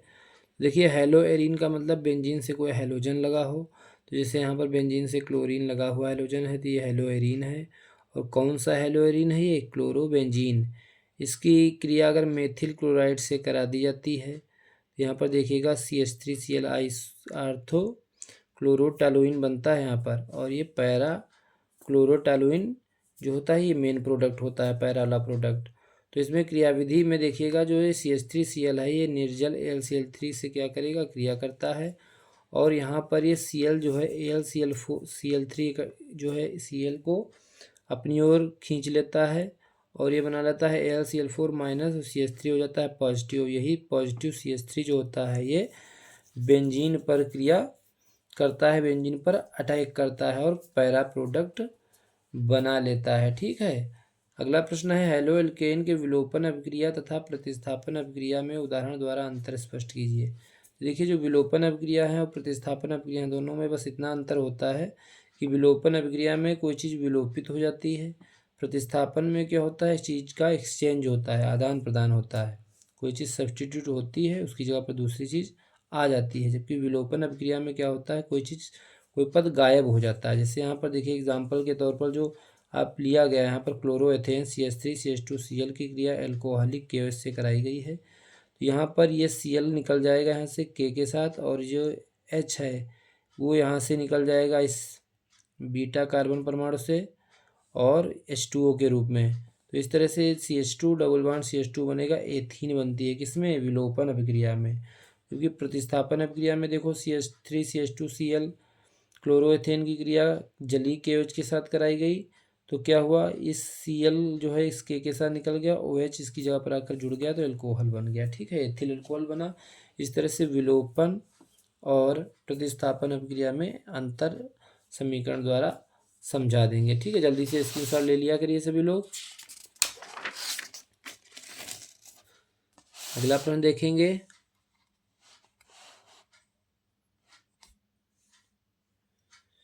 फिनॉल को निम्नलिखित से प्राप्त करने की क्रिया का रासायनिक समीकरण लिखिए। तो फिनॉल को देखिए, क्लोरोबेंजीन से हम कैसे फिनॉल बनाएंगे, एनिलीन से कैसे फिनॉल प्राप्त करेंगे और बेंजीन से कैसे फिनॉल प्राप्त करेंगे।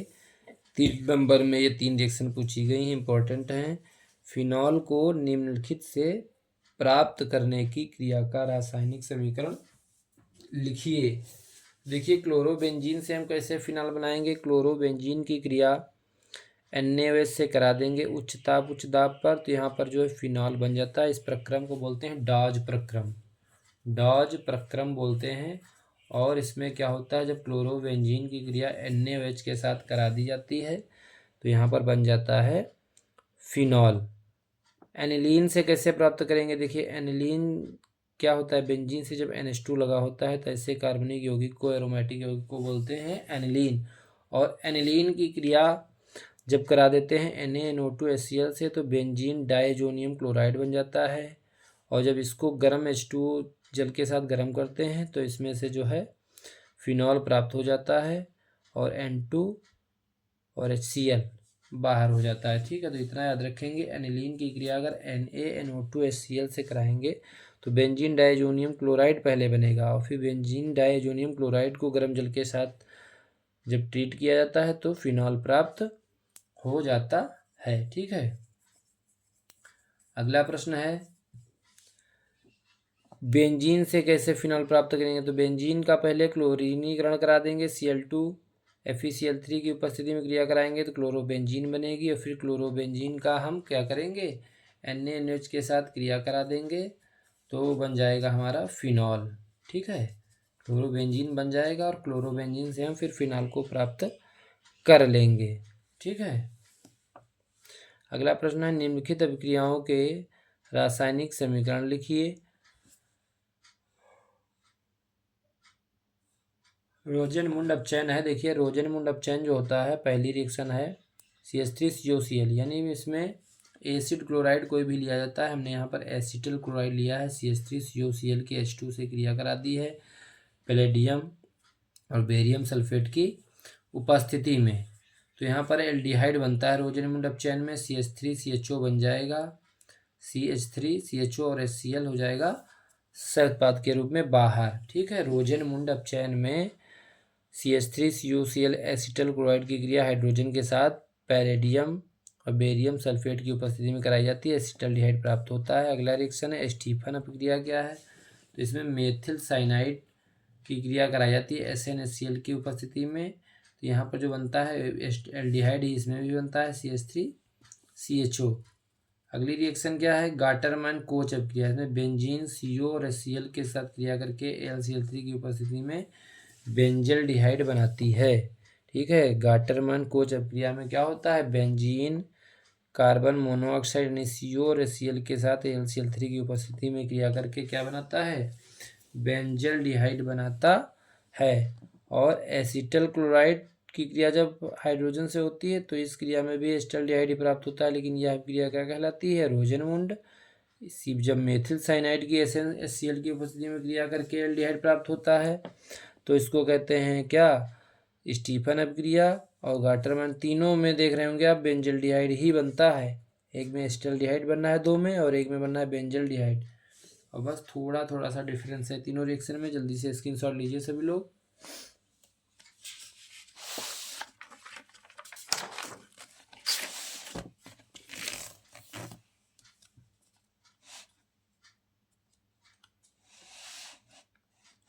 अगला क्वेश्चन देखेंगे, बहुत इंपॉर्टेंट क्वेश्चन है ये। मोलर चालकता को समझाइए। 0.02 mole litre inverse KCl villain से भरे सेल का प्रतिरोध 480 ओम है। विलेन की मोलर चालकता ज्ञात कीजिए। सेल स्थिरांक दे रखा है सवाल में 1.29 सेंटीमीटर इनवर्स। ठीक है, मोलर चालकता को समझाइए। और 0.02 mole litre inverse KCl villain से भरे सेल का प्रतिरोध 480 ओम है। विलेन की मोलर सांद्रता ज्ञात कीजिए, मोलर चालकता ज्ञात कीजिए। सेल स्थिरांक दे रखा है 1.29 सेंटीमीटर इनवर्स। देखिए, जो मोलर चालकता होती है वो किसी विद्युत अपघट्य के 1 ग्राम मोल को विलेन में घोलने पर प्राप्त विलेन की जो चालकता होती है उसको मोलर चालकता कहते हैं। यानी कि किसी विद्युत अपघट्य का जो 1 ग्राम मोल है वो अगर विलयन में घुला है तो उस विलयन की जो चालकता होगी वो क्या कहलाती है, मोलर चालकता कहलाती है, और इसे लैम्डा एम से प्रदर्शित करते हैं। और यहाँ पर इस सवाल के लिए सूत्र लगाएंगे। देखिए मोलर चालकता इसमें पूछा है, तो मोलर चालकता का सूत्र डायरेक्ट हम यहाँ से लगा सकते हैं, लैम्डा एम बराबर कप्पा इंटू 1005C। लेकिन यहाँ से हमको कप्पा का मान पता नहीं है, तो कप्पा का मान प्राप्त करेंगे हम लोग यहाँ से। आर बराबर होता है रो अपान, आर बराबर क्या होता है, देखो प्रतिरोध दे रखा 80 ओम, तो आर बराबर होता है रो एल अपान ए, और रो बराबर क्या होता है अनुपान कप्पा एल अपान ए। कप्पा को इधर लेंगे, आर नीचे आ जाएगा, और ये जो है एल अपान ए क्या होता है, सेल स्थिरांक होता है।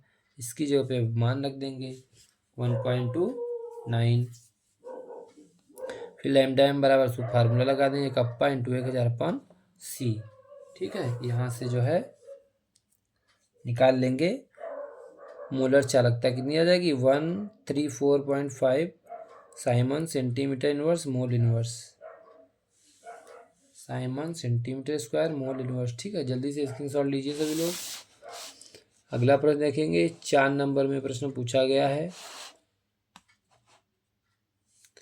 प्रथम कोटि की अभिक्रिया को समझाइए। प्रथम कोटि की अभिक्रिया, एक अभिक्रिया के लिए वेग स्थिरांक के का मान 5.5 × 10⁻⁻14 सेकेंड इनवर्स है। अभिक्रिया की अर्धायु काल की गणना कीजिए। तो देखिए प्रथम कोटि की अभिक्रिया वो अभिक्रिया होती हैं जिनके लिए वेग समीकरण में अभिकारकों की सांद्रताओं की घातों का योग कितना होता है, 1 होता है। और फिर कह रहा है इसमें अभिक्रिया की अर्धायु काल की गणना कीजिए, के का मान दे रखा है। तो अभिक्रिया की जो अर्धायु काल टी हाफ होती है वो 0.693 के बराबर होती है। यहाँ पर मानक देंगे और इसको हम लोग सालों करेंगे, तो यहाँ से टी हाफ आ जाएगा 1.26 × 10⁻13। ठीक है, इसको कैलकुलेट कर लेंगे। अगला प्रश्न है, लैंथेनाइट संकुचन को स्पष्ट रूप से व्याख्या कीजिए तथा कारण बताइए कि संक्रमण तत्वों के अनेक यौगिक रंगीन क्यों होते हैं। देखिए लैंथेनाइट जो संकुचन होता है वो 4F श्रेणी जो होती है लैंथेनाइट की, उसमें बाएं से दाएं जाने पर परमाणु का आकार धीरे धीरे कम होता है, यही लैंथेनाइट संकुचन कहलाता है। कारण क्या होता है, लैंथेनाइट में जो अंतिम इलेक्ट्रॉन होता है वो 4F कक्षक में प्रवेश करता है तथा परीक्षण प्रभाव उत्पन्न करता है, जिसके कारण लैंथेनाइट संकुचन होता है। लैंथेनाइट संकुचन के कारण ही जर्कोनियम और हॉफनियम जो होते हैं वो समान आकार के होते हैं। ठीक है, एक बार आप फिर से देख लीजिएगा। लैंथेनाइट संकुचन जो होता है वो 4F श्रेणी में बाएं से दाएं जाने पर परमाणु का आकार धीरे धीरे कम होता है, यही लैंथेनाइट संकुचन कहलाता है। कारण उसका यही है कि लैंथेनाइट में जो अंतिम इलेक्ट्रॉन है वो 4F कक्षक में प्रवेश करते हैं तथा परीक्षण प्रभाव उत्पन्न करते हैं, जिस कारण लैंथेनाइट संकुचन होता है। जल्दी से स्क्रीनशॉट लीजिए सभी लोग। इसका जो बचा हुआ पोर्शन था वो भी देख लेंगे कि अधिकतर यौगिक जो है रंगीन होते हैं, क्यों ऐसा, इसके लिए भी देख लेंगे। संक्रमण तत्वों के आयनों के अंतिम इलेक्ट्रॉन डी कक्षक में युग्मित इलेक्ट्रॉन की उपस्थिति के कारण ये रंगीन होते हैं, ये आपको पता है। ठीक है, अगला क्वेश्चन देखेंगे, उपसा संयोजन यौगिकों में संयुक्ताबंध सिद्धांत को समझाइए। देखिए क्वेश्चन आपसे इसमें से जरूर कोई ना कोई आएगा। उपसा संयोजक यौगिकों में संयुक्ताबंध सिद्धांत, उपसा संयोजक यौगिकों का वर्नर सिद्धांत, ये आपको जो है दो में से कोई एक प्रश्न जरूर आएगा आपके। तो उपसा संयोजक यौगिकों में जो संयुक्ताबंध सिद्धांत 4 नंबर में पूछा गया है, क्या है, देखिए लिगेंड्स जो होते हैं वो केंद्रीय धातु के साथ क्या करते हैं, उपसा संयोजन बंध बनाते हैं। बंध बनाने में संकरित कक्षक ही भाग लेते हैं, कार्य करते हैं। और संयुक्ताबंध सिद्धांत जो होता है यौगिकों की ज्यामिति के बारे में बताता है। एक एग्जाम्पल के द्वारा आप बता देंगे कि किसी भी संकुल यौगिक की क्या ज्यामिति होती है, क्या चुंबकीय गुण होता है, क्या उसका रंग होता है और कैसा उसमें संकरण पाया जाएगा, तो ये आप उसको जो है बता देंगे। ठीक है, जल्दी से स्क्रीनशॉट लीजिए सभी लोग। अगला देखेंगे,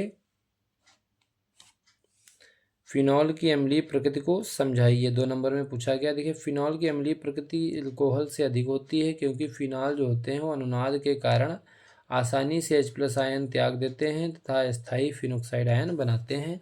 जैसा कि आप यहाँ देख रहे होंगे, फिनॉल की क्रिया जब सोडियम से कराई जाती है तो यहाँ पर जो है सोडियम फिनॉक्साइड बनता है और हाइड्रोजन आसानी से, हाइड्रोजन परमाणु या H+ आयन जो है आसानी से निकल जाता है। ठीक है, तो जो है फिनॉल की प्रकृति अम्लीय इसीलिए अधिक होती है क्योंकि ये क्या करते हैं, अनुनाद के कारण आसानी से H+ आयन त्याग देते हैं और स्थायी फिनॉक्साइड आयन बना लेते हैं। ठीक है, अगला क्वेश्चन है टॉलिन अभिकर्मक क्या है।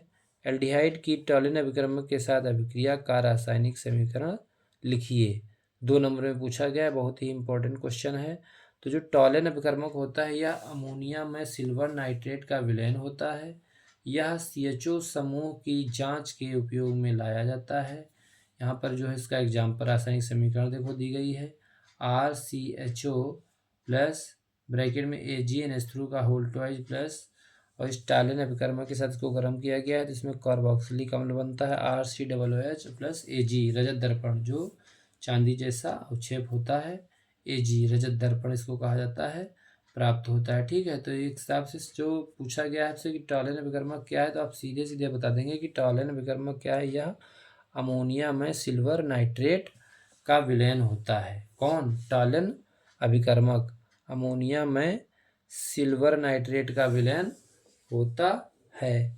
ठीक है, रिएक्शन दे देंगे RCHO, यहाँ पर जो है AgNH3 का होल ट्वाइस प्लस, और यहाँ कार्बोक्सिलिक अम्ल बनेगा और रजत दर्पण प्राप्त होगा। ठीक है, प्रोटीन के विकृतीकरण पर टिप्पणी पूछी गई है। देखिए जो प्रोटीन होती है उसके कम pH मान और अधिक ताप पर जब उसको गर्म किया जाता है तो जटिल प्रोटीन सरल प्रोटीन में परिवर्तित हो जाती है और इस प्रोटीन का विकृतीकरण कहलाता है। और प्रोटीन के विकृतीकरण पर जो प्रोटीन का क्या होता है, स्कंदन होता है, यानी कि प्रोटीन एकत्रित होती है, जम जाती है, स्कंदित हो जाती है, और इसमें जो है आप इसको अच्छे से लिखेंगे। ठीक है, अगला प्रश्न देखेंगे, कोलेराउस के नियम को समझाइए, इसके अनुप्रयोगों को लिखिए। बहुत ही इंपॉर्टेंट क्वेश्चन है, इसको भी इंपॉर्टेंट लगा लेंगे। कोलेराउस नियम, देखिए कोलेराउस नियम क्या कहता है, प्रबल विद्युत अपघट्य की सीमांत मोलर चालकता उस विलयन में उपस्थित धनायन व ऋणायन की चालकताओं के योग के बराबर होती है। जो कोलेराउस नियम है वो क्या कहता है कि प्रबल विद्युत अपघट्य की सीमांत मोलर चालकता उस विलयन में उपस्थित धनायन व ऋणायन की चालकताओं का योग के बराबर होती है। कोलेराउस नियम का अनुप्रयोग क्या है, एक तो ये दुर्बल वैद्युत अपघट्य की सीमांत मोलर चालकता का निर्धारण करने में यूज होता है इसका, दूसरा वियोजन की मात्रा का निर्धारण करने में इसका प्रयोग होता है। कोलेराउस नियम दोनों चीज़ों में प्रयोग होता है, एक तो दुर्बल वैद्युत अपघट्य की मोलर चालकता सीमांत मोलर चालकता निर्धारित करने में और वियोजन की मात्रा निर्धारित करने में। विद्युत अपघट्य में प्रबल विद्युत अपघट्य के लिए जो है कोलेराउस नियम का प्रयोग किया जाता है। एक बार परिभाषा फिर से देख लेंगे, प्रबल विद्युत अपघट्य की सीमांत मोलर चालकता उस विलयन में उपस्थित धनायन व ऋणायन की चालकताओं के योग के बराबर होती है। ठीक है, अगला प्रश्न पूछा गया है, अभिक्रिया की आणविकता तथा कोटि में अंतर स्पष्ट कीजिए। तो देखिए जो आणविकता और अभिक्रिया कोटि में अंतर है, बहुत बार क्वेश्चन पूछा गया है। आणविकता क्या होती है आपको पता है, पहला पॉइंट परिभाषा से लिख देंगे, अभिकारकों के भाग लेने वाले अणुओं की संख्या को आणविकता कहते हैं। कोटि में क्या होता है, अभिकारकों की सांद्रताओं की घातों का योग कोटि कहलाती है। दूसरा पॉइंट क्या है आणविकता में, आणविकता शून्य हो सकती है और 3 से ज़्यादा नहीं हो सकती, यानी कि आणविकता ना तो शून्य हो सकती है और ना ही इसका मान 3 से अधिक हो सकता है, जबकि कोटि शून्य हो सकती है, धनात्मक हो सकती है, ऋणात्मक हो सकती है, भिन्नात्मक हो सकती है और 3 से अधिक भी हो सकती है। आणविकता सांद्रता परिवर्तन पर निर्भर नहीं करती है, जबकि कोटि है सांद्रता परिवर्तन पर निर्भर करती है। आणविकता एक सैद्धांतिक मान है, जबकि कोटि क्या है, एक प्रायोगिक मान है। इस तरह से आणविकता और कोटि में अंतर आते हैं, तो 4 पॉइंट आप जरूर लिख देंगे। 2 नंबर में प्रश्न पूछा जाता है ये, और ज़्यादा वीडियो लंबा ना हो इसलिए हमने इसमें बहुत सारी चीज़ें भी छोड़ रखी हैं, लेकिन आप अगर हमारे लास्ट के पीछे के वीडियो जाकर देखते हैं तो हमने उसमें आपको केमिस्ट्री में सेकेंड पेपर में क्या होता है जब, और बाइनेम रिएक्शन जो नाम से पूछी जाती हैं, हमने आपको वहाँ पर बहुत सारी रिएक्शन लगभग 30 रिएक्शन करा रखी हैं बाइनेम रिएक्शन, और क्या होता है जब व्हाट हैपेंड रिएक्शन करा रखी हैं हमने। आप जाके हमारे पिछले वीडियो जो है वॉच करिए, पिछले वीडियो देखिए, और वहाँ से आपको बाइनेम रिएक्शन और क्या होता है जब आपको सभी रिएक्शन में इम्पॉर्टेंट रिएक्शन मिल जाएंगी। आप लोग अच्छे से एग्ज़ाम देंगे, सारा कुछ अच्छे से करेंगे, घबराने की कोई आवश्यकता नहीं है। पेपर इतना टफ नहीं आएगा कि आप कर ना पाएँ। अगर आपने पढ़ा है, साल भर मेहनत की है, तो निश्चित रूप से आप अच्छे मार्क्स के साथ पास होंगे। यही हमारी ईश्वर से प्रार्थना है। Thank you for watching this video.